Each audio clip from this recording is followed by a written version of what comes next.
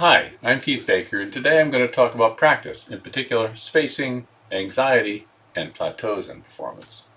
As usual, I have some simplifications. If you want more information, please see the references at the bottom of each slide. The first concept here I want to share is about spaced versus massed learning or practice. Just like spacing with learning cognitive material like information, it turns out that spacing when learning a physical task or a skill, a motor skill, is actually the better way to go, although it's not intuitive to the learner.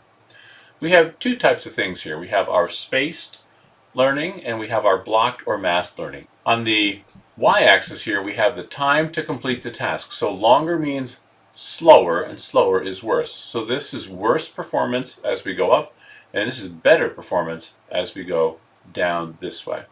So in terms of blocked performance, this is learning 2 hours at a time twice a day, so otherwise known as massed or all in one time. And that's shown here at the very bottom. You can see here that the learners are pretty quick to learn and they make some progress over the course of their trials to the point where they're pretty good here at the very end. In addition, when they ask these people here who've become efficient at doing what they are doing or learning, they have a very strong feeling of fluency. Because they can do this rapidly, they've done it many times, they feel that they really have it. Now, when these people are brought back to repeat the task 10 days later, and we ask, how are they at the task now, 10 days later, the answer is very much slower. You can see that they're way up here, which is poorer performance.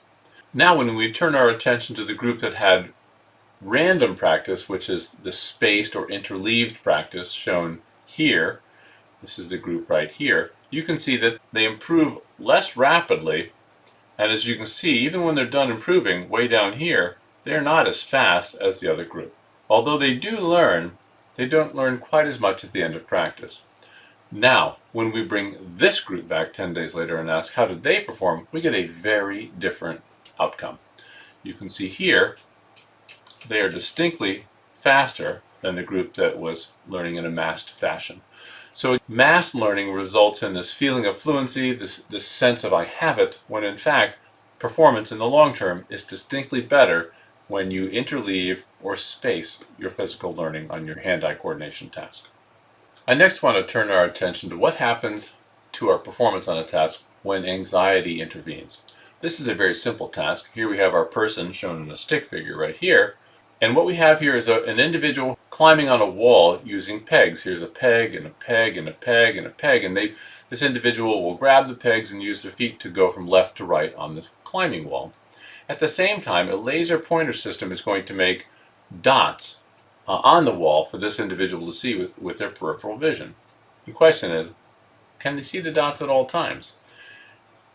So here are going to be two different conditions. One is when they're climbing at height.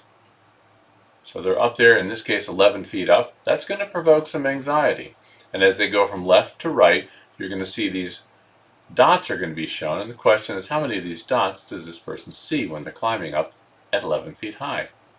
In contrast, they're going to do the exact same task, except not at a height. This is low, right near the floor. The worst they can do is fall a foot, which is not too far.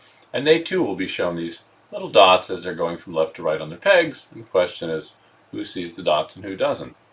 And on the right hand side we see who does and does not see the dots. At the baseline, when there's very little anxiety, most of the dots are seen. In contrast, there's a huge drop in the number of dots seen when you're up at altitude, 11 feet in this case, and anxiety supervenes. You can see here they have about half as many observations of dots as in the baseline control group. So this is probably anxiety reducing working memory capacity, which is necessary to pay attention to things, as you've already learned. This study shows that when you practice under conditions of stress, it actually helps you perform under stress. Here we're going to have a novel study. We have our police officers shown here, and they're going to have a couple of different conditions. The first thing they're going to do is have a baseline shooting test. Then they're going to do some practice shooting, and then they're going to have a stress test. Now, importantly, the baseline shooting condition for this first group is under very low pressure. The practice shooting is 72 more rounds, again, under low pressure. The stress test, however, is unique. Here, they're going to fire another 72 rounds while they are being shot at with plastic bullets that have paint in them. So that's the stress test. You can see here, if we look at the shooting percentages for hitting the target properly, in the low pressure circumstance in the green, they do pretty well, way up here. In contrast, they shoot the 72 rounds while they're being shot at, their performance plummets, as you can see. In contrast, we're going to have another group. This group is going to also have a baseline shooting test, low pressure. Then they're going to go to the practice range and they're going to do 72 practice rounds while being shot at. So they're going to be practicing under conditions that will mimic the real stress test. They then have the real stress test, which is 72 more rounds while being shot at. When we look here, we again see that in the low pressure conditions, which are back from over here, they shoot pretty well and are pretty accurate. And now, when they are high pressure circumstance while they're being shot at, you can see that their performance hardly diminishes at all, and in fact, it isn't different from the baseline low pressure condition.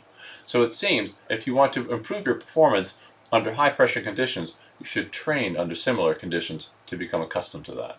I want to draw your attention to what normally happens to us. We show that performance on the y-axis and the experience on the x-axis, that most people, most of us, will reach this middle ground here, which is what I call a plateau, or arrested development, or experienced non-expert. What we have here is the performance curve of a single surgeon, case by case by case, for a new operation that they're learning how to do. So on the y-axis we have speed, so faster is higher, and number of cases goes from left to right. Each one of these dots is a case, and you can see that on the average, over time, this individual gets faster and faster and then reaches the famous plateau. There's also quite a lot of variation, but this is the sort of a thing that the average person will go through, this sort of learning curve like this. What I want to show you here is a more nuanced form of learning curves. These are called piecewise power laws. In general, people follow what's called a power law when they're learning any new activity. These learning curves you see here, which are performance on the y-axis and number of iterations on the x-axis, are different people doing luminosity tasks. In this case, they've got a total of 25,000 different individuals doing these tasks. I show you an example of 4 people right here. Critically, what they have learned from studying these people is that most people go through a process of multiple power laws, or piecewise power law learning process, as they get better at what they do. And at each transition, when they come from one power law here, one form of learning, to another one that's going to take them to a higher level of performance, as you can see here, what they found in this study is that in general there is a decrease in performance at the transition point. At each of these transitions, you can see there is a drop in performance prior to initiating the higher level of performance that comes over time. So that seems to be a common finding for this sort of learning. So thanks very much for coming along on this short walk on the expert pathway. See you soon.